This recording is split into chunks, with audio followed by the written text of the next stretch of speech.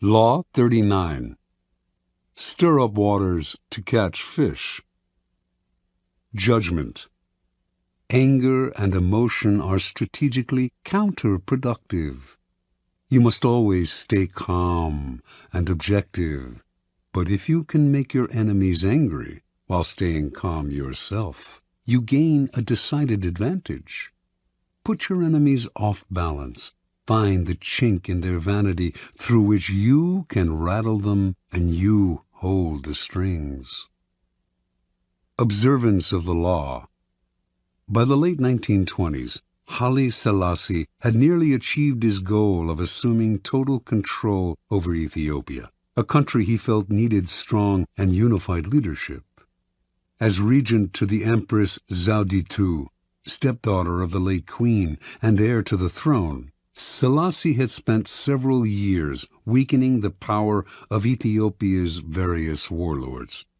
Now, only one real obstacle stood in his way: the Empress and her husband, Ras Gugsa. Selassie knew the royal couple hated him and wanted to get rid of him. So, to cut short their plotting, he made Gugsa the governor of the northern province of Begemeder, forcing him to leave the capital, where the Empress lived. For several years, Gugsa played the loyal administrator, but Selassie did not trust him. He knew that Gugsa and the Empress were plotting revenge. As time passed, and Gugsa made no move, the chances of a plot only increased.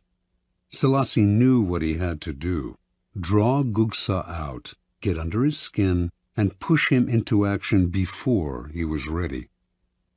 For several years, a northern tribe, the Azibu-Galas, had been in virtual rebellion against the throne, robbing and pillaging local villages and refusing to pay taxes. Selassie had done nothing to stop them, letting them grow stronger. Finally, in 1929, he ordered Ras Gugsa to lead an army against these disobedient tribesmen. Gugsa agreed, but inwardly he seethed. He had no grudge against the Azibu-Galas, and the demand that he fight them hurt his pride. He could not disobey the order, but as he worked to put together an army, he began to spread an ugly rumor that Selassie was in cahoots with the Pope and planned to convert the country to Roman Catholicism and make it a colony of Italy. Gugsa's armies swelled, and some of the tribes from which his soldiers came secretly agreed to fight Selassie. In March of 1930, an enormous force of 35,000 men began to march, not on the Azibu-Galas, but south, toward the capital of Addis Ababa. Made confident by his growing strength, Gugsa now openly led a holy war to depose Selassie and put the country back in the hands of true Christians. He did not see the trap that had been laid for him. Before Selassie had ordered Gugsa to fight the Azibu-Galas, he had secured the support of the Ethiopian Church.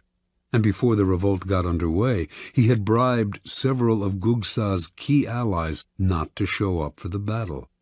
As the rebel army marched south, airplanes flew overhead, dropping leaflets announcing that the highest church officials had recognized Selassie as the true Christian leader of Ethiopia, and that they had excommunicated Gugsa for fomenting a civil war.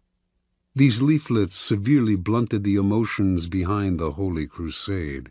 And as battle loomed and the support that Gugsa's allies had promised him failed to show up, soldiers began to flee or defect. When the battle came, the rebel army quickly collapsed. Refusing to surrender, Ras Gugsa was killed in the fighting.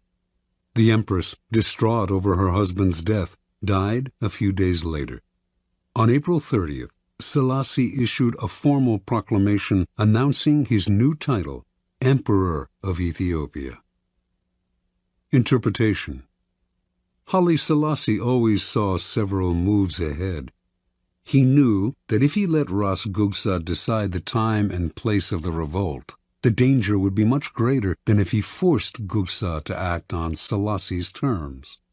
So he goaded him into rebellion by offending his manly pride asking him to fight people he had no quarrel with on behalf of a man he hated.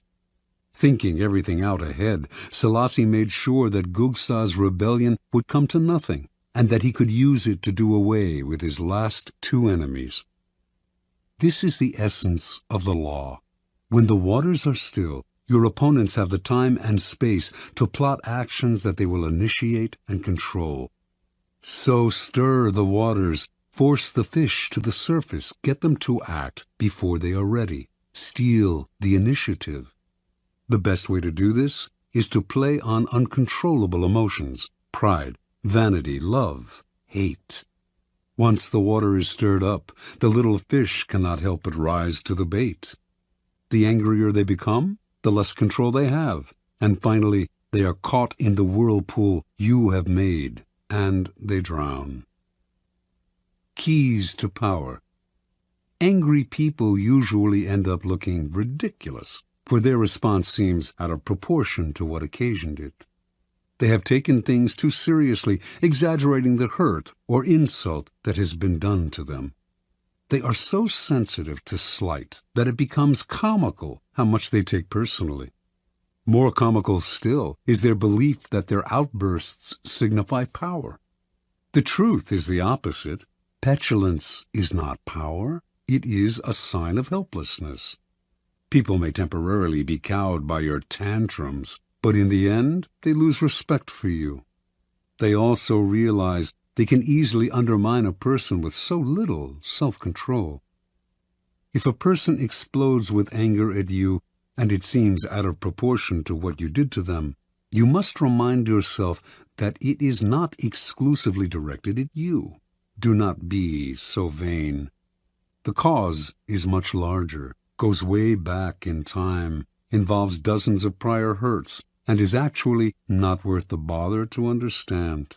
Instead of seeing it as a personal grudge, look at the emotional outburst as a disguised power move, an attempt to control or punish you, cloaked in the form of hurt feelings and anger. This shift of perspective will let you play the game of power with more clarity and energy. Instead of overreacting and becoming ensnared in people's emotions, you will turn their loss of control to your advantage. You keep your head while they are losing theirs. Once you train yourself not to take matters personally and to control your emotional responses, you will have placed yourself in a position of tremendous power.